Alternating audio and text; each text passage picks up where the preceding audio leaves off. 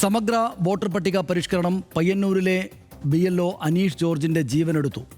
അനീഷ് ജോർജിന്റെ മരണത്തിന് പിന്നാലെ SIR ജോലിഭാരവും സമ്മർദ്ദവും ആശങ്കകളുമെല്ലാം സംസ്ഥാനത്ത് വലിയ ചർച്ചയാവുകയാണ്. ജോലി സമ്മർദ്ദവും ജോലികൾ യഥാസമയം പൂർത്തിയാക്കാനാകുമോ എന്ന ആശങ്കയുമാണ് അനീഷ് ജീവനൊടുക്കുന്നതിലേക്ക് കാര്യങ്ങൾ എത്തിച്ചത് എന്നാണ് കുടുംബവും BLOമാരുടെ കൂട്ടായ്മയുമെല്ലാം ആരോപിക്കുന്നത്. സമയപരിമിതിയും ആളുകളുടെ സഹകരണമില്ലായ്മയും ഉന്നത ഉദ്യോഗസ്ഥരുടെ കടുംപിടുത്തവും തുടങ്ങി BLOമാരുടെ ജോലി സമ്മർദ്ദം വർദ്ധിപ്പിക്കുന്ന കാരണങ്ങൾ നിരവധിയാണ്. തദ്ദേശ തെരഞ്ഞെടുപ്പിനിടെ തിടുക്കപ്പെട്ട് നടത്തുന്ന SIR നടപടികൾക്കെതിരെ സംസ്ഥാനത്ത് പ്രതിഷേധവും വ്യാപകമാവുകയാണ്. അനീഷിന്റെ മരണത്തിൽ CPIMന് പങ്കുണ്ട് എന്നാണ് കോൺഗ്രസ് ആരോപിക്കുന്നത്. ആ രാഷ്ട്രീയ ആരോപണം CPIM അപ്പാടെ തള്ളുന്നു. അനീഷ് ജോർജ് ജീവനൊടുക്കിയതിന് പിന്നാലെ BLOമാർ നടത്തുന്ന BLOമാർ നേരിടുന്ന സമ്മർദ്ദം ചൂണ്ടിക്കാട്ടി സംസ്ഥാനമെങ്ങും ഇന്ന് പ്രതിഷേധം ഇരമ്പി. BLOമാർ ജോലി ബഹിഷ്കരിച്ചാണ് പ്രതിഷേധിച്ചത്. മുഖ്യ തെരഞ്ഞെടുപ്പ് ഓഫീസറുടെ ആസ്ഥാനത്തേക്കും ജില്ലാ വരണാധികാരികളുടെ ഓഫീസിലേക്കും പ്രതിഷേധ മാർച്ച് നടത്തി. ദൃശ്യങ്ങൾ കാണാം.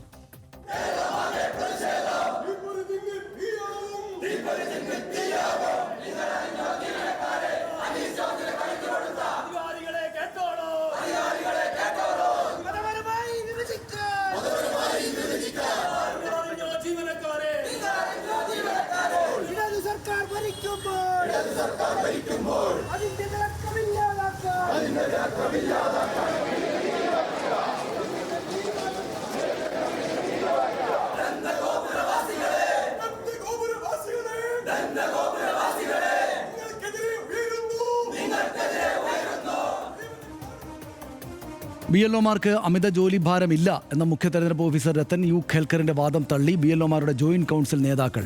കേന്ദ്ര തെരഞ്ഞെടുപ്പ് കമ്മീഷനും വരണാധികാരികളും പ്രായോഗിക ബുദ്ധിമുട്ടുകൾ മനസ്സിലാക്കുന്നില്ല എന്നവർ ആരോപിച്ചു. അനീഷ് ജോർജിന്റെ മരണത്തിന് ഉത്തരവാദി കണ്ണൂർ ജില്ലാ കളക്ടറാണെന്നും കൂട്ടായ്മ ആരോപിച്ചു. കണ്ണൂർ അനീഷ് ജോർജിന്റെ മരണത്തിന് ഒന്നാമത്തെ ഉത്തരവാദി ഞങ്ങൾ പറയുന്നു കണ്ണൂർ ജില്ലാ കളക്ടറാണ്. അദ്ദേഹത്തിൻ്റെ അടക്കമുള്ള കണ്ണൂരിലെ ഇലക്ഷൻ ഡ്യൂട്ടിക്ക് നിയോഗിക്കപ്പെട്ട ഉദ്യോഗസ്ഥന്മാരുടെ സമ്മർദ്ദം അക്കാര്യത്തിലുണ്ട്. തദ്ദേശ സ്വയംഭരണ സ്ഥാപനങ്ങളിലേക്കുള്ള തെരഞ്ഞെടുപ്പ് കഴിയുന്നവരെയെങ്കിലും ഇത് നീട്ടിവെക്കാൻ കഴിയണം. അതുപോലെ തന്നെ ഈ നടപടിക്രമങ്ങൾ പൂർത്തിയാക്കാൻ ആവശ്യമായ സമയം അനുവദിക്കണം എന്ന് ഞങ്ങൾ ആവശ്യപ്പെട്ടതാണ്. അത് പരിഗണിക്കപ്പെടാതെ പോയതുകൊണ്ടാണ് ആത്മഹത്യയിലേക്ക് ഈ കേരളത്തിലെ അധ്യാപകരുടെയും ജീവനക്കാരുടെയും ഒരു മനസ്സ് ആ തരത്തിലേക്ക് പോകുന്നത്. അനീഷ് ജോർജ് ജീവനൊടുക്കിയ സംഭവത്തിൽ രാഷ്ട്രീയ ആരോപണവുമായി കോൺഗ്രസ് രംഗത്തെത്തി. അനീഷ് ജോർജിനെ CPIM ഭീഷണിപ്പെടുത്തിയെന്ന് കോൺഗ്രസ് ആരോപിച്ചു. ഇക്കാര്യം തെളിയിക്കുന്നതിനായി BLO അനീഷ് ജോർജും കോൺഗ്രസിന്റെ ബൂത്ത് ലെവൽ ഏജന്റും തമ്മിലുള്ള ശബ്ദ സംഭാഷണം കോൺഗ്രസ് പുറത്തുവിട്ടു.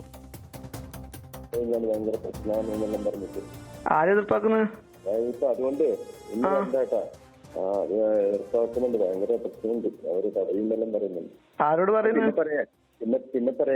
തടിയും ഭയങ്കര കുഴപ്പാക്കും, പിന്നെ ഇതാക്കും അവർ പറയുന്നത്. നിങ്ങള് മോള് കംപ്ലൈന്റ് ചെയ്യും, നമ്മള് പങ്കെടുക്കാൻ പറ്റുന്നില്ല നല്ല രീതിയിൽ തന്നെ പറഞ്ഞു. പിന്നെ മറ്റേത് ഞാൻ പറയാം, എന്നോട് ഇവര് പറഞ്ഞിട്ടില്ല, നിങ്ങളോടല്ലേ പറയുന്നുള്ളൂ. എന്നോട് റഫീഖ് വൈശാഖി വരണ്ട, നിന്നെ തടയുന്ന പറയൂല. അപ്പൊ നിങ്ങളെ കംപ്ലൈന്റ് ചെയ്യാണ്ട് പിന്നെ BLOമാരെ കൂട്ടി നടക്കുന്നവര് ഇവര് പറഞ്ഞിട്ട് ഇങ്ങനെ പ്രശ്നമാക്കുന്നുണ്ടെന്ന രീതിയിൽ നിങ്ങൾ കംപ്ലൈന്റ് ചെയ്യണ്ട്, ഞാനല്ല കംപ്ലൈന്റ് ചെയ്യണ്ട്. CPIMന്റെ ഭീഷണിയും ജോലി സമ്മർദ്ദവുമാണ് ആത്മഹത്യക്ക് കാരണമെന്ന് VD സതീശൻ ആരോപിച്ചു. ഈ SIRന്റെ പ്രവർത്തനങ്ങൾക്ക് ഈ BLO കൊണ്ടുപോയതിൽ പ്രതിഷേധിച്ച് അദ്ദേഹത്തിനെ ഭീഷണിപ്പെടുത്തുകയായിരുന്നു CPM നേതാക്കളും പ്രവർത്തകരും ഉൾപ്പെടെയുള്ള ആളെ. പിന്നെ ഈ ജോലിയുടെ ഭാരവും എല്ലാ സമ്മർദ്ദവും ഇതാണ് ഈ ആത്മഹത്യക്ക് ഇട നൽകിയത് എന്നാണ്. അതുകൊണ്ട് ഗൗരവതരമായ അന്വേഷണം. പ്രതിപക്ഷത്തിന്റെ ആരോപണത്തെ അസംബന്ധം എന്ന് വിമർശിച്ച CPIM സംസ്ഥാന സെക്രട്ടറി MV ഗോവിന്ദൻ SIRൽ നിയമ പോരാട്ടത്തിലാണെന്ന് വ്യക്തമാക്കി. ഈ അസംബന്ധം പറയുന്നതിന് ഒരു അതിരില്ലല്ലോ, അതാണ് ഇതിനുള്ള മറുപടി. BJPക്ക് സഹായകരമായ നിലപാടാണ് കേരളത്തിൽ UDF എടുത്തുകൊണ്ടിരിക്കുന്നത്. അതിൻ്റെ വാദമായത്. CPIM ഇടതുപക്ഷ ഒരു തരത്തിലുള്ള സമ്മർദ്ദവും ഇവരുടെ മേലെ നടത്തേണ്ട കാര്യമില്ല. ഞങ്ങൾ സമ്മർദ്ദം ചെലുത്തുന്നത് ഇലക്ഷൻ കമ്മീഷണർക്ക് നേരെയാണ്. സുപ്രീം കോടതി വരെ പോകുന്നത് സമ്മർദ്ദത്തിൻ്റെ ഭാഗം തന്നെയാണ്. നമുക്ക് മറ്റു കാര്യങ്ങൾ പരിശോധിക്കാം. മരണകാരണം ജോലി സമ്മർദ്ദമാണ് എന്നാണ് ഇതിനകം തന്നെ നമ്മൾ മനസ്സിലാക്കിയിരിക്കുന്നത്. ജീവനൊടുക്കിയ BLO Aneesh George Kunnaru AUP school ഓഫീസിലെ അറ്റൻഡറായിരുന്നു എന്ന് നമുക്കറിയാം. ആലപ്പടമ്പ് പഞ്ചായത്ത് ഏറ്റുകുടുക്കയിലെ 10-ാം നമ്പർ ബൂത്തിൻ്റെ ചുമതലയായിരുന്നു അദ്ദേഹത്തിന്. അനീഷ് ജോർജിന് ചുമതല 417 വീടുകളിലായി 1149 ഫോം നൽകുക, പൂരിപ്പിച്ച വിവരങ്ങൾ ഡിജിറ്റലായി അപ്ലോഡ് ചെയ്യുക എന്നിവയായിരുന്നു. 35 വീടുകളിൽ ഫോം നൽകുന്നത് ബാക്കിയായി. സുഹൃത്തുക്കളോട് ആശങ്ക അദ്ദേഹം പങ്കുവച്ചിരുന്നു. തലേ ദിവസവും അല്ലെങ്കിൽ കഴിഞ്ഞ ദിവസങ്ങളിലായിട്ട് സഹായിക്കാനായി സുഹൃത്തുക്കൾ ഞായറാഴ്ച 2 SIR ക്യാമ്പുകൾ സംഘടിപ്പിച്ചിരുന്നു അദ്ദേഹത്തെ സഹായിക്കാൻ വേണ്ടിയിട്ട്. ക്യാമ്പിൽ പങ്കെടുക്കാനായി വോട്ടർമാർ കാത്തു നിൽക്കുന്നതിനിടെയാണ് മരണവാർത്ത എല്ലാവരെയും ഞെട്ടിച്ചുകൊണ്ട് എത്തിയത്. അനീഷ് പാർട്ടി BLOയെ ഒപ്പം കൂട്ടിയതിൽ CPIM ഭീഷണിപ്പെടുത്തിയെന്നാണ് കോൺഗ്രസ് ആരോപിക്കുന്നത്. പ്രാദേശിക ഭീഷണിയുണ്ടെങ്കിൽ കോൺഗ്രസിൻ്റെ ഭാഗത്തു നിന്നായിരിക്കുമെന്ന് CPIM ഇപ്പോൾ തിരിച്ച് വിമർശിക്കുന്നുണ്ട്. ഡിസംബർ 4-നകം വിവരശേഖരണം പൂർത്തിയാക്കി ഫോം തിരികെ വാങ്ങാനാണ് ആദ്യ നിർദ്ദേശം ഉണ്ടായിരുന്നത് BLOമാർക്ക്. ഇത് വേഗത്തിലാക്കാൻ മേലുദ്യോഗസ്ഥരിൽ നിന്ന് സമ്മർദ്ദമുണ്ടായി എന്ന പരാതിയാണ് വന്നിരിക്കുന്നത്. കാര്യമായ പുരോഗതി കാണാത്ത BLOമാരെ ചുവപ്പ് പിങ്ക് നിറത്തിൽ അടയാളപ്പെടുത്തും എന്നതായിരുന്നു അവർക്ക് മേലുള്ള ശിക്ഷാ നടപടിയായിട്ട് പറഞ്ഞിരുന്നത്. ജീവനൊടുക്കിയ അനീഷിനെ ഉൾപ്പെടുത്തിയതും ഈ ഗണത്തിലാണെന്ന റിപ്പോർട്ടുകൾ വരുന്നുണ്ട്. എന്ന് വെച്ചാൽ പെർഫോം ചെയ്യാത്ത ആളെന്ന നിലക്ക് ഒരു വീട്ടിൽ BLO 3 തവണ പോയിരിക്കണം. 600 മുതൽ 1500 വോട്ടർമാരെ ഒറ്റൊരാൾ കൈകാര്യം ചെയ്യണം എന്നതാണ്. 2002 വോട്ടർ പട്ടിക ഓൺലൈനായി പരിശോധിക്കലും ഇവരുടെ തന്നെ ചുമതലയാണ്. ഇതും വളരെയേറെ ദുഷ്കരമായ കാര്യമാണ്. ഉദ്യോഗസ്ഥരുടെ ഭാഗത്തുനിന്ന് സമ്മർദ്ദം ഉണ്ടായിട്ടില്ല എന്നാണ് ജില്ലാ കളക്ടറുടെ റിപ്പോർട്ടിലുള്ളത്. അനീഷ് ജോർജിന് പ്രാദേശിക നേതാക്കളുടെ സമ്മർദ്ദം ഉണ്ടായി എന്നാണ് ജില്ലാ കളക്ടറുടെ റിപ്പോർട്ട് പറയുന്നത്. ഫോമുമായി പോകുന്നതിൽ പ്രധാന മുന്നണി നേതാക്കൾ അനീഷിനെ സമ്മർദ്ദത്തിലാക്കി എന്ന് കളക്ടർ പറയുന്നു. നിശ്ചയിച്ച സമയത്ത് പൂർത്തിയാക്കാൻ കഴിയില്ല എന്ന ആശങ്കയും ജീവനൊടുക്കാൻ കാരണമായിട്ടുണ്ട് എന്ന് ചൂണ്ടിക്കാണിക്കുന്നുണ്ട്. 1 മാസം സമയം അനുവദിച്ച ശേഷം ഒരാഴ്ച കൊണ്ട് പൂർത്തിയാക്കാൻ സമ്മർദ്ദമുണ്ടായി എന്നതാണ് പലരും ചൂണ്ടിക്കാണിക്കുന്ന ഒരു കാര്യം. പല വീടുകളിലും എത്തുമ്പോൾ അവിടെ ആളുകളില്ല. ചില വീടുകളിൽ ഉള്ള ആളുകളാണെങ്കിൽ സഹകരിക്കുന്നുമില്ല. 2002 വോട്ടർ പട്ടികയിലെ വിവരങ്ങൾ പല വോട്ടർമാരുടെയും പക്കലില്ല എന്നതും പ്രതിസന്ധിയായിട്ടുണ്ട്. ഒരു വീട്ടിൽ തന്നെ പല ബൂത്തുകളിലെ വോട്ടർമാരുള്ളത് ആ നിലക്കുള്ളൊരു പ്രതിസന്ധിയും ആളുകൾക്ക് മുന്നിൽ ഉണ്ടാക്കുന്നുണ്ട്. പലരും ഫോമുകൾ പൂരിപ്പിച്ച് തിരികെ നൽകാത്ത സാഹചര്യമുണ്ട്. പലതവണ അതിന് പിന്നാലെ നടക്കേണ്ടതായിട്ട് വരുന്നു. വീടുകളിലെത്തിയാൽ വോട്ടർമാർക്ക് സംശയങ്ങളും ആശങ്കകളും ഈ ഘട്ടത്തിൽ വളരെയേറെയാണ് എന്നതും ഒരു പ്രതിസന്ധിയാണ്. BLOമാരുടെ ജോലി സമ്മർദ്ദം വെളിവാക്കും വിധമുള്ള ശബ്ദ സംഭാഷണമാണ് നമ്മൾ നേരത്തെ പുറത്തുവിട്ടത്. അതാണ് നമ്മൾ കേട്ടത്. ഫോമുകളുടെ QR കോഡ് ആദ്യം സ്കാൻ ചെയ്യണം, പിന്നീട് നേരിട്ട് ഫോം വിതരണം ചെയ്യണം. വിതരണം വേഗത്തിൽ പൂർത്തിയാക്കിയില്ലെങ്കിൽ കാരണം കാണിക്കൽ നോട്ടീസും നടപടികളും പിന്നാലെ വരും. BLOമാർ ഫീൽഡിലുണ്ട് എന്ന് തെളിയിക്കാൻ ഫോട്ടോ എടുത്ത് നൽകാനും അങ്ങനെയും ആവശ്യമുണ്ട്. BLOമാരെ മറ്റ് ജോലികളിൽ നിന്ന് ഒഴിവാക്കിയിട്ടുണ്ട് എന്നാണ് രത്തൻ യു ഖേൽക്കർ ഇതിനൊക്കെ ന്യായീകരണമായിട്ട് പറയുന്നത്. കാര്യങ്ങൾ കൂട്ടായാണ് ചെയ്യുന്നത്, സമ്മർദ്ദമുണ്ടെന്ന് ആരും പരാതി പറഞ്ഞില്ല എന്നും അദ്ദേഹത്തിൻ്റെ ന്യായീകരണ വർത്തമാനമായിട്ടുണ്ട്. ഇതാണ് എന്തായാലും നമ്മുടെ മുന്നിലുള്ളത്. ഒരു BLO അതുവരെ സമാധാനപരമായിട്ട് ജീവിച്ചിരുന്ന ഒരാൾ ഈ SIR നടപടികളിലേക്ക് പോയപ്പോൾ സമ്മർദ്ദം താങ്ങാൻ പറ്റാതെ 42 വയസ്സേ ഉള്ളൂ അദ്ദേഹത്തിന്. ഒരു ചെറുപ്പക്കാരൻ തന്നെ പറയാവുന്ന ആൾ. അദ്ദേഹം ആത്മഹത്യ ചെയ്തിരിക്കുന്നു, മരിച്ച് പോയിരിക്കുന്നു. അദ്ദേഹം ഏത് നിലക്കാണ് കാണേണ്ടത്? ആരെയാണ് കുറ്റപ്പെടുത്തേണ്ടത്? ഇക്കാര്യത്തിൽ ഒന്നാമത് കുറ്റപ്പെടുത്തേണ്ടത് തെരഞ്ഞെടുപ്പ് കമ്മീഷനെ തന്നെയാണ്. കാരണം ഇത്ര അടിയന്തര സ്വഭാവത്തോടെ ഈ 1 മാസത്തിനുള്ളിൽ ഇത് പൂർത്തിയാക്കി കൊടുക്കേണ്ടതുണ്ട് എന്നുള്ള കടും പിടുത്തം പിടിച്ച തെരഞ്ഞെടുപ്പ് കമ്മീഷനാണ് ഇതിൽ ഒന്നാമത്തെ ഉത്തരവാദി. ആ കാര്യത്തിൽ ഒരു സംശയവുമില്ല. രണ്ടാമത് ഈ കാര്യം ഏതായാലും ആദ്യം തന്നെ ഈ സംസ്ഥാനത്തെ മുഖ്യ തെരഞ്ഞെടുപ്പ് ഓഫീസർ ഈ കാര്യത്തിൽ ഇത് അത്ര എളുപ്പത്തിൽ നടപ്പാക്കാൻ പറ്റുന്ന കാര്യമല്ല. ഇവിടെ തദ്ദേശ തെരഞ്ഞെടുപ്പ് വരികയാണ്, അതുകൊണ്ട് അത് ഒന്ന് മാറ്റിവെക്കുന്നത് നല്ലതാണെന്നുള്ള മറ്റുള്ള നിലപാട് അദ്ദേഹം നേരത്തെ അറിയിച്ചിട്ടുണ്ട്. പക്ഷേ അത് പറ്റില്ല, നടപ്പാക്കണം എന്ന് പറഞ്ഞപ്പോൾ പിന്നീട് അദ്ദേഹം ഇത് നടപ്പാക്കാൻ ഇറങ്ങി തിരിച്ചിരിക്കുന്നത് എങ്ങനെയാണ്? ഈ 1 മാസത്തിനുള്ളിൽ ഡിസംബർ 4-നുള്ളിൽ ഇത് സമ്പൂർണ്ണമായി പൂർത്തിയാക്കാൻ വേണ്ട ഇടപെടൽ എങ്ങനെ വേണോ, അപ്പോൾ പിന്നെ അവിടെ എന്താണ് വേണ്ടത്? ഈ പട്ടാള ചിട്ടയോടെയുള്ള നീക്കമാണ്. ആ മട്ടിലാണ് പിന്നെ കാര്യങ്ങൾ പോകുന്നത്. അങ്ങനെ സമ്മർദ്ദത്തിലാഴ്ത്തുകയാണ്. ഇദ്ദേഹം ഒരു അറ്റൻഡൻ്റായി ജോലി ചെയ്യുന്നയാളാണ്. അദ്ദേഹത്തെ സംബന്ധിച്ചിടത്തോളം ഇത്രയും സങ്കീർണമായ ഒരു പ്രക്രിയ അത്ര എളുപ്പത്തിൽ, അതായത് അതിനു മുമ്പ് കൃത്യമായ പരിശീലനമൊന്നും വേണ്ട രീതിയിൽ ലഭിച്ചിട്ടില്ല. ഇവരൊക്കെ കൊടുത്തു എന്ന് പറയുമ്പോഴും ആ പരിശീലനം കൊണ്ടൊന്നും ഈ കാര്യങ്ങൾ മനസ്സിലാക്കാൻ പറ്റുന്ന ആളുകളൊന്നും ആയിരിക്കണമെന്നില്ല ഇവർ. കാരണം ഇപ്പോൾ പറഞ്ഞല്ലോ 3000 വോട്ടുകൾ വരെ കൈകാര്യം ചെയ്യേണ്ട ആളുകളാണെങ്കിൽ, അല്ലെങ്കിൽ ഇപ്പോൾ 1500 വോട്ടുകൾ ഉള്ള ഒരു വാർഡാണ്, 1500 വോട്ടുകൾ കൈകാര്യം ചെയ്യണം ഒരു BLO എങ്കിൽ 3000 പേജുകളാണ് അദ്ദേഹത്തിൻ്റെ കയ്യിലുണ്ടാവുക. 3000 പേജിൽ നിന്ന് തപ്പിപ്പിടിച്ചാണ് ഈ വോട്ടർമാരെ കണ്ടെത്തേണ്ടി വരിക. പല വോട്ടർമാരുടെയും വിവരങ്ങൾ പൂർണ്ണമായിട്ടുണ്ടാവണമെന്നില്ല. പിന്നെ ഒരു വീട്ടിലെ എല്ലാ വോട്ടർമാരുടെയും അടുപ്പിച്ചൊരു സ്ഥലത്ത് കിട്ടണമെന്നില്ല. അത് ഈ പേജുകളിൽ എവിടെയെങ്കിലുമൊക്കെ ആയി ചെതറിക്കിടക്കുന്ന സാഹചര്യം ഉണ്ടാവും. ചിലപ്പോൾ 5ാമത്തെ നമ്പറുകാരൻ ഒരു വോട്ടറാണെങ്കിൽ അയാളുടെ കുടുംബത്തിൽ തന്നെയുള്ള മറ്റൊരു വോട്ടർ 35ാമത്തെ പേജിലായിരിക്കും ഉണ്ടാവുക. ഇങ്ങനെ കണ്ടെത്തേണ്ട സാഹചര്യം ഇവർക്ക് എല്ലാവർക്കും ഉണ്ട്. ഇങ്ങനെയെല്ലാം ഇത് കണ്ടെത്തി ഇപ്പോൾ നമ്മളിപ്പോൾ സ്വാഭാവികമായും അങ്ങനെ കണ്ടെത്തി ഇത് നടപ്പാക്കാൻ തന്നെ തീരുമാനിച്ചിറങ്ങി തിരിച്ച ഒരു ആത്മാർത്ഥമായി ഒരു BLO അങ്ങ് ഇറങ്ങി തിരിച്ചാൽ അയാൾക്ക് ശരാശരി ഒരു ദിവസം എത്ര വോട്ടർമാരെ കാണാൻ കഴിയും? ഇപ്പോൾ എല്ലാ ഫ്ലാറ്റുകളിലൊക്കെ ആണെങ്കിൽ പെട്ടെന്ന് കുറേ വോട്ടർമാരെയൊക്കെ കാണാൻ കഴിയുന്ന സാഹചര്യം ചിലപ്പോഴും ഉണ്ടായേക്കാം. അതും എപ്പോഴും സാധ്യമാവണമെന്നില്ല. അതിനപ്പുറത്തൊരു ഗ്രാമപ്രദേശത്തേക്കോ ഒക്കെ ഇറങ്ങി തിരിച്ചാൽ, നഗരത്തിൽ തന്നെയാണെങ്കിലും ഒരു സ്ഥലത്തേക്ക് ഒരു പകൽ ഇറങ്ങി തിരിച്ചാൽ എത്ര വോട്ടർമാരെ കാണാൻ കഴിയും? ഇപ്പോൾ ഇദ്ദേഹമൊക്കെ അനിൽ ജോർജൊക്കെ, അദ്ദേഹത്തിൻ്റെ പേര് അനിൽ ജോർജൊക്കെ രാത്രി 10 മണി വരെ ജോലി ചെയ്യുകയാണ്. രാത്രി 10 മണി വരെ ഫീൽഡിൽ നിൽക്കുകയാണ്. അതിനുശേഷം ഇത് ഈ ആപ്പിൽ അപ്ലോഡ് ചെയ്യാൻ വേണ്ടിയിട്ട് 2 മണി വരെ പണിയെടുക്കുകയാണ്. ഇങ്ങനെയാണ് സ്ഥിതി.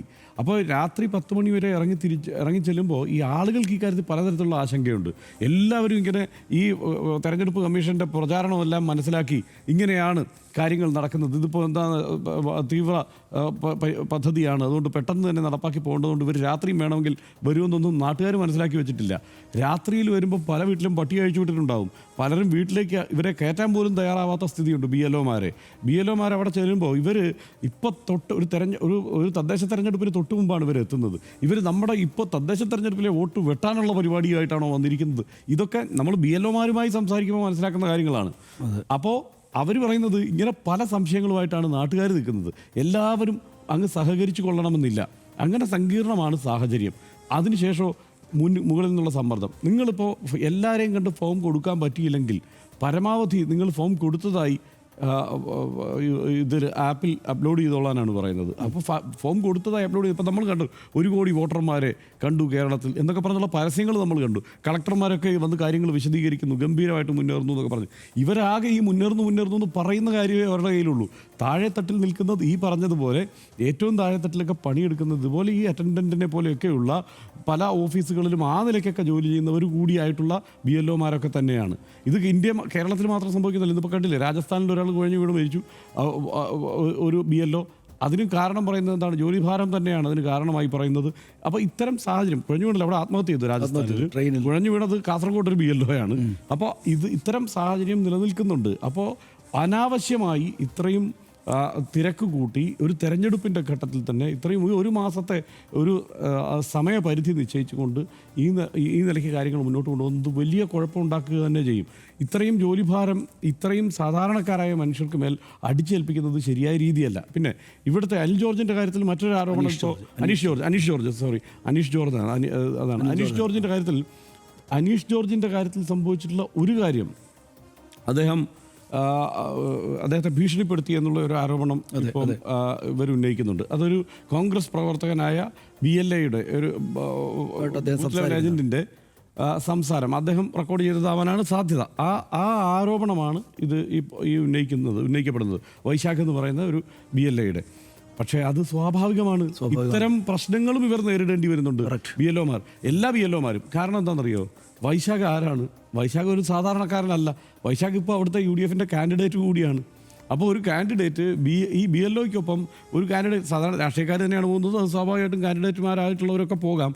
പക്ഷേ ഒരു കാൻഡിഡേറ്റ് ആവാൻ തീരുമാനിച്ചിട്ടുള്ള, കാൻഡിഡേറ്റ് ആകുമെന്ന് ഉറപ്പുള്ള ഒരു വ്യക്തി BL ഒയ്ക്കൊപ്പം എല്ലാ വീടുകളും സന്ദർശിക്കുന്ന ഒരു സ്ഥിതി ഉണ്ടായാൽ സ്വാഭാവികമായിട്ടും അവിടെ എതിർപ്പുണ്ടാവും. അതെ, ആ എതിർപ്പ് എവിടെയും ഉണ്ടാവും. ആ എതിർപ്പ് തന്നെയാണ് അവിടെ ഉണ്ടായിട്ടുള്ളത്. ആ എതിർപ്പിനപ്പുറത്ത് ഇപ്പോൾ പുറത്തു വന്ന ഇതിൽ നിന്ന് നമുക്ക് വേറൊന്നും കൂടുതൽ മനസ്സിലാക്കാനേ ഉള്ളൂ. നമ്മളവിടെ വിളിച്ചന്വേഷിക്കുമ്പോഴും നമുക്ക് മനസ്സിലാക്കാൻ, നമ്മുടെ റിപ്പോർട്ടർ പോയി അന്വേഷിക്കുമ്പോഴും മനസ്സിലാക്കാൻ കഴിയുന്ന കാര്യങ്ങൾ ഇതൊക്കെ തന്നെയാണ്. കാരണം അവിടുത്തെ സ്ഥാനാർത്ഥിയാണ് ഒപ്പം പോകുന്നത്, അല്ലെങ്കിൽ സ്ഥാനാർത്ഥിയാവാൻ സാധ്യതയുള്ള ആളാണ്, തൊട്ടടുത്ത് സ്ഥാനാർത്ഥിയാവുമെന്ന് ഉറപ്പിച്ചിട്ടുള്ള ഒരാളാണ് ഒപ്പം പോകുന്നത് എന്നുള്ളത് കൊണ്ട് അത്തരം തർക്കങ്ങളൊക്കെ ഉണ്ടാകും. അതുകൊണ്ട് ഇത് മനുഷ്യത്വരഹിതമായ പരിപാടിയാണ് ഈ കാണിച്ചുകൊണ്ടിരിക്കുന്നത്. ഈ കാര്യത്തിൽ മുകളിലോട്ട് കളക്ടർമാരടക്കമുള്ളവർക്ക് ഇതിൽ ഓരോ മൈൽ സ്റ്റോൺ കടന്നതിനെക്കുറിച്ച് അനൗൺസ് ചെയ്യാൻ മാത്രമേ തൽക്കാലം അവരെ കിട്ടൂ.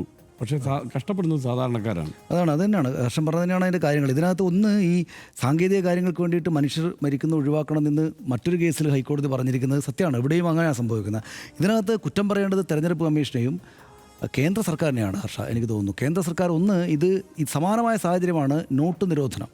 അതായത് അധികാരം കയ്യിലുണ്ട്, ഗ്രൗണ്ടിൽ റിയാലിറ്റി എന്താണ് എന്നറിയാതെ അതിദ്രുതം എന്തെങ്കിലുമൊക്കെ പ്രഖ്യാപിക്കുക. ഓർമ്മയുണ്ടോ? അതായത് 90 മുതൽ 130 വരെ മനുഷ്യർ ഇന്ത്യയിലാകെ ക്യൂവിൽ നിന്നിട്ടും മറ്റ് സമ്മർദ്ദങ്ങളാലും മറ്റ് പ്രശ്നങ്ങളാലും ഒക്കെ കുഴഞ്ഞു വീണ് മരിച്ചു എന്നാണ് കണക്കുകൾ. 90 മുതൽ 130 വരെ മനുഷ്യർ ഒരു സർക്കാർ നോട്ട് നിരോധനം പ്രഖ്യാപിച്ചപ്പോൾ മരിച്ചു. നോട്ട് നിരോധനം ഉണ്ടായില്ലെങ്കിലോ അല്ലെങ്കിൽ കുറച്ച് അവധാനതയോടെ സർക്കാർ ഇത്തരം കാര്യങ്ങൾ നടപ്പാക്കുകയോ ചെയ്തിരുന്നെങ്കിൽ ആ മനുഷ്യർ ജീവിച്ചിരുന്നേനെ. 130 മനുഷ്യരുടെ ജീവിതം അതോടെ ഇല്ലാതാവുക. അപ്പോൾ പെട്ടെന്ന്, അതായത് ഞങ്ങളാണിത് പ്രഖ്യാപിക്കേണ്ടത്, ഞങ്ങളുടെ കയ്യിലാണ് അധികാരം, എന്തുകൊണ്ട് ആ അധികാരം ശരിയല്ലാത്ത വിധം വേണ്ട അവധാനതയോടെ ആളുകൾക്ക് വേണ്ട സമയം കൊടുത്ത് പ്രഖ്യാപിക്കേണ്ടതുകൊണ്ടാണ് ഈ ആളുകൾ മരിച്ചു പോകുന്ന സാഹചര്യം വന്നത്. അതേ സാഹചര്യമാണ് SIRൻ്റെ കാര്യത്തിലും. SIR ബീഹാറിൽ നമ്മൾ കണ്ടാണ്. ബീഹാറിൽ ഇത്രയും ചെറിയ കാര്യം കൊണ്ട് ഇത്രയും ചെറിയ കാലത്തിനകത്ത് ഇങ്ങനെ അതിദ്രുതം നടപ്പാക്കുകയാണ് ചെയ്തത്. 67 ലക്ഷത്തോളം ആളുകൾ ഇതിന് പുറത്തായിപ്പോയി. അതതിൻ്റെ ജനാധിപത്യ പ്രക്രിയ നന്നായിട്ടുള്ള നടക്കുന്നതിൻ്റെ സൂചനയായിട്ട് ആളുകൾ പറയുന്നു. ഇതിപ്പോൾ SIR ഇവിടെ നമ്മൾ കാണേണ്ടത് 2021 നിയമസഭാ തെരഞ്ഞെടുപ്പ് പ്രകാരം LDFന് 45.43% വോട്ട് വിഹിതമുണ്ട് കേരളത്തിൽ. 39.47% വോട്ട് വിഹിതം UDFനുമുണ്ട്. LDFും UDFും ചേർന്നാൽ 90-92% വോട്ടർമാർ ഡിപ്പെൻഡ് ചെയ്യുന്നത് ഈ രണ്ട് മുന്നണികളിലെ പാർട്ടികളെയാണ്, പല പാർട്ടികളെയാണ്, ഈ രണ്ട് മുന്നണികളെയും ചേർത്തിട്ടാണ്. അപ്പോൾ ഒരു 8% ഒഴികെ അല്ലെങ്കിൽ ഒരു 9% ഒഴികെ ബാക്കി 91-92% വോട്ടർമാരും ഡിപ്പെൻഡ് ചെയ്യുന്ന ഈ രണ്ട് മുന്നണികളിലെയും പാർട്ടികൾ മുഴുവൻ ചെന്നിട്ട് തെരഞ്ഞെടുപ്പ് കമ്മീഷനോട് പറഞ്ഞു ഇതിപ്പോൾ നടപ്പാക്കരുത്, കാരണം തദ്ദേശ തെരഞ്ഞെടുപ്പിൻ്റെ ഒരു പ്രോസസ്സ് നടന്നുകൊണ്ടിരിക്കുകയാണ്, നിങ്ങൾ നടപ്പാക്കരുത് എന്ന് പറഞ്ഞു. എന്ന് വെച്ചാൽ കേരളത്തിലെ ജനങ്ങളെ പ്രതിനിധാനം ചെയ്യുന്ന രാഷ്ട്രീയ പാർട്ടികൾ, ഈ രാഷ്ട്രീയ പാർട്ടികൾ കൂടെ കേന്ദ്രമായിട്ടാണ് തെരഞ്ഞെടുപ്പ് എന്ന് പറയുന്ന വിശാലമായ പ്രോസസ്സ് നടക്കുന്നത്. അപ്പോൾ അവർ ചെന്ന് പറഞ്ഞിട്ടും തെരഞ്ഞെടുപ്പ് കമ്മീഷൻ നടപ്പാക്കുകയാണ്. എന്നുവെച്ചാൽ അവിടുന്ന് മുകളിൽ നിന്ന് കേന്ദ്ര സർക്കാർ 1-2 ആളുകൾ അല്ലെങ്കിൽ ഒരു സംവിധാനം തീരുമാനിച്ച് താഴേക്ക് കൊടുക്കുകയാണ്. ഇതിൻ്റെ പേരിൽ ആളുകൾ മരിക്കുകയാണ്. ഈ BLOമാരുടെ മേൽ സമ്മർദ്ദം വരികയാണ്. നേരത്തെ നമ്മൾ പറഞ്ഞ പോലെ ഈ നോട്ട് നിരോധനം മനുഷ്യരുടെ മേൽ എത്രമേൽ സമ്മർദ്ദം ഉണ്ടാക്കിയോ ആ സമ്മർദ്ദം, നോട്ട് നിരോധനം എന്ത് നേട്ടം ഉണ്ടാക്കിയെന്നിപ്പോൾ കേന്ദ്ര സർക്കാർ ആവർത്തിച്ച് അവകാശവാദം ഉന്നയിക്കാറ് പോലുമില്ല. അപ്പോൾ അതിനു വേണ്ടിയിട്ട് 130ഓളം ആളുകൾ മരിച്ചു. ഇതിപ്പോൾ ഈ സംവിധാനം ഉണ്ടാക്കാൻ വേണ്ടിയിട്ട് ഇത് കുറച്ച് കാലം കാത്തു നിന്നാൽ ഏറ്റവും ചുരുങ്ങിയ തദ്ദേശ തെരഞ്ഞെടുപ്പ് നടക്കുന്നതെങ്കിലും ഒഴിവാക്കിയാൽ, ഇപ്പോൾ നേരത്തെ പറഞ്ഞല്ലോ BLOമാർ അങ്ങോട്ട് ചെല്ലുമ്പോൾ അവിടെ ഓരോ വീടുകളിലും ഇപ്പോൾ ലോക്കൽ ബോഡി ഇലക്ഷൻ്റെ പ്രവർത്തകരും സ്ഥാനാർത്ഥികളും 2-3 തവണ വീടുകൾ കയറി ഇറങ്ങുകയാണ്. ആ സമയത്ത് തന്നെയാണ് BLOമാരും ചെല്ലുന്നത്.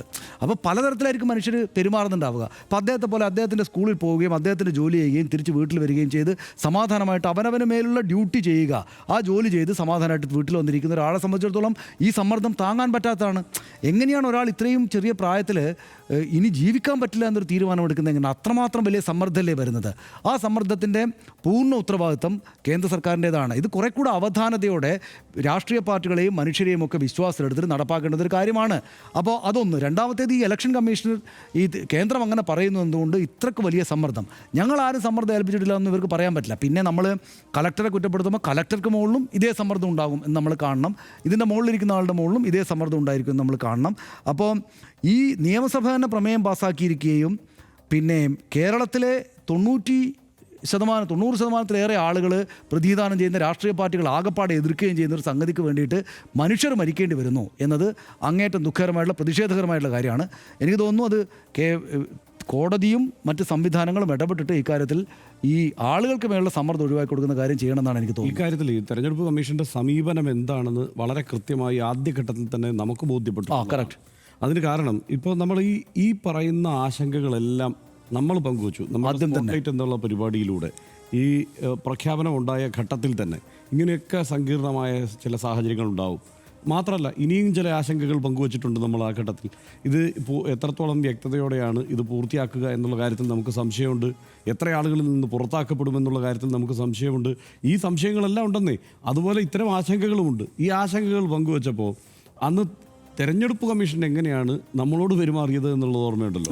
അതായത് ന്യൂസ് മലയാളം ആ ആശങ്കകൾ പങ്കുവയ്ക്കുമ്പോൾ അതിനെതിരെ ഒരു നോട്ടീസ് അയക്കുക ചെയ്തത്. എന്താ വെച്ച് കഴിഞ്ഞാൽ അതെല്ലാം പിൻവലിക്കണം നിങ്ങൾ എന്നുള്ള ഒരു ആജ്ഞയാണ് നമുക്ക് തരുന്നത്. അത് തരുന്നത് മാത്രമല്ല, അത് ഫേസ്ബുക്കിൽ പരസ്യമായി പങ്കുവയ്ക്കുന്നു. അതായത് പതിവില്ലാത്ത രീതിയിൽ, അങ്ങനെ സാധാരണ കാണാറില്ല, പതിവില്ലാത്ത രീതിയിൽ ഫേസ്ബുക്കിൽ അത് പങ്കുവയ്ക്കുന്നു. നമ്മളും മറുപടി കൊടുത്തു, അവർക്കും കൊടുത്തു. പക്ഷേ അതിലെ ഒരു അവരുടെ നീക്കത്തിലെ ഒരു രീതിയുണ്ടല്ലോ. അതായത് ഇത് ഞങ്ങൾ ഏത് വിധേനയും തീരുമാനിച്ചിരിക്കുന്നത്, നിങ്ങൾ അനാവശ്യം പറയാതെ മിണ്ടാതെ ഇരുന്നോണം എന്നൊരു മാധ്യമത്തെ കൂടി ഭീഷണിപ്പെടുത്തുകയാണ് സത്യത്തിൽ ചെയ്തത്. അതൊരു ഏജൻസിയാണ്, തെരഞ്ഞെടുപ്പ് നടപ്പാക്കാനുള്ള ഉത്തരവാദിത്വം ഉള്ള ഒരു ഏജൻസിയാണ്. ഏജൻസിയുടെ പണി ചെയ്യണം, നമ്മൾ നമ്മുടെയും പണി ചെയ്യും എന്നുള്ള നിലപാട് തന്നെ നമ്മൾ അറിയിക്കുകയും ചെയ്തിട്ടുണ്ട്. ഈ ആശങ്കകൾ ഓരോന്നും ശരിയായി വന്നുകൊണ്ടിരിക്കുകയാണ്. അതെ. അതിനകത്ത് ഒറ്റ കാര്യം കൂടെ ഞാൻ പറഞ്ഞു നിർത്താം. അതായത് ഇതിനകത്ത് നമ്മൾ ഇന്ത്യൻ തെരഞ്ഞെടുപ്പ് സംവിധാനത്തിൻ്റെ ഏറ്റവും പ്രധാനപ്പെട്ട പ്രത്യേകത എന്താ? അത് ഏറ്റവും ഒടുവിലത്തെ മനുഷ്യനെ പോലും പരിഗണിക്കും. ഇപ്പോൾ നമുക്കറിയാലോ, ഇപ്പോൾ ആദിവാസി കേന്ദ്രങ്ങളിൽ നമ്മളെല്ലായ്പ്പോഴും എല്ലാ തെരഞ്ഞെടുപ്പുകളും ചെയ്യാവുന്ന സ്റ്റോറികളിലെ ഒറ്റ വോട്ടറുള്ള ഒരു സ്ഥലമുണ്ടെങ്കിൽ ഈ സംവിധാനം മുഴുവൻ ഈ പെട്ടിയും ഇലക്ട്രിക് വോട്ടിംഗ് മെഷീനും എല്ലാം എടുത്തിട്ട് തലേ ദിവസം തന്നെ അവിടെ പോയിട്ട് താമസ സൗകര്യമില്ലാത്ത ഈ കാട്ടിൻ്റെ അകത്ത് പോയിട്ട് നിന്ന് ഉദ്യോഗസ്ഥർ വന്നിട്ട് ഒരൊറ്റ വ്യക്തിക്ക് വേണ്ടിയിട്ട് തെരഞ്ഞെടുപ്പ് നടത്തും. ഇന്ത്യൻ ജനാധിപത്യ പ്രക്രിയയുടെ, ഇന്ത്യൻ തെരഞ്ഞെടുപ്പ് പ്രോസസ്സിൻ്റെ ഏറ്റവും പ്രധാനപ്പെട്ട ഒരു കാര്യം അതാണ്. ഏറ്റവും ഒറ്റ മനുഷ്യൻ, ഏറ്റവും അവസാനത്തെ ഒരാൾക്ക് പോലും വോട്ട് നടത്താൻ വേണ്ടിയിട്ട് ഇപ്പം മറ്റു പല സംസ്ഥാനങ്ങളിലും ഉണ്ട്, തണുപ്പ് മൂടിയ സ്ഥലങ്ങളിലേക്ക് ഒരു ആൾക്കും വേണ്ടി മാത്രമായിട്ട് ബൂത്ത് തുറക്കുക. ഇതൊക്കെ ചെയ്യുന്ന ഒരു ഉദാരമായ വിശാലമായ സംവിധാനമാണ് ഇന്ത്യൻ തെരഞ്ഞെടുപ്പ്. ഏറ്റവും ഒടുവിലത്തെ മനുഷ്യനെ പോലും പരിഗണിക്കുന്ന ആ തെരഞ്ഞെടുപ്പ് പ്രക്രിയയുടെ പേരിലാണ് ഇവർ 92% പേരെയും പ്രതിദാനം ചെയ്യുന്ന രാഷ്ട്രീയ പാർട്ടികൾ ഇതിലൊരു തടസ്സം പറഞ്ഞിട്ട് പോലും ഞങ്ങളതൊന്നും മുഖവിലേക്ക് എടുക്കുകയില്ല എന്ന് പറഞ്ഞിട്ട് ഇരുമ്പും മസിലും പിടിച്ചുകൊണ്ട് ഇരുമ്പ് കൈയുമായിട്ട് മുന്നോട്ട് നീങ്ങുന്നത്. അത് നടക്കുമോ അല്ലെങ്കിൽ അങ്ങനെയാണോ ചെയ്യേണ്ടതെന്ന് നമ്മുടെ സംവിധാനങ്ങൾ മനസ്സിലാക്കട്ടെ, ആലോചിക്കട്ടെ. ഒന്നുകൂടെ BJP ഒഴികെ കേരളത്തിലെ രാഷ്ട്രീയ പാർട്ടികളെല്ലാം തിടുക്കപ്പെട്ട് തീവ്ര വോട്ടർ പട്ടിക പരിഷ്കരണം നടപ്പാക്കുന്നതിൽ ശക്തമായ പ്രതിഷേധം അറിയിച്ചവരാണ്. SIR-നെ അനുകൂലിക്കുന്ന BJP പോലും തദ്ദേശ തെരഞ്ഞെടുപ്പ് തിരക്കുകൾക്കിടയിൽ നിന്ന് നടപടികൾ നീട്ടിവെച്ചാൽ അനുകൂലിക്കും എന്ന് സമ്മതിക്കുകയും ചെയ്തിരുന്നു. തദ്ദേശ തെരഞ്ഞെടുപ്പിനിടയിൽ ധൃതിപ്പെട്ട് SIR നടപ്പാക്കുന്നത് ഉദ്യോഗസ്ഥർക്ക് സമ്മർദ്ദവും ഒപ്പം ജോലിഭാരവും ഉണ്ടാക്കുമെന്നതിൽ തർക്കമില്ല. അനീഷ് ജോർജിന്റെ മരണവും തുടർന്നുണ്ടായ പ്രതികരണങ്ങളും തന്നെയാണ് അതിനുള്ള തെളിവ്. കുറച്ചുകൂടി സമയം നൽകി സമ്മർദ്ദമില്ലാതെ കാര്യങ്ങൾ കൈകാര്യം ചെയ്യാൻ ഉദ്യോഗസ്ഥർക്ക് അവസരമുണ്ടാകണം. അതിനുള്ള ഇടപെടലുകൾ നടത്താൻ തെരഞ്ഞെടുപ്പ് കമ്മീഷൻ ഇനിയും വൈകിക്കൂടാ എന്നാണ് RDX-ന് പറയാനുള്ളത്.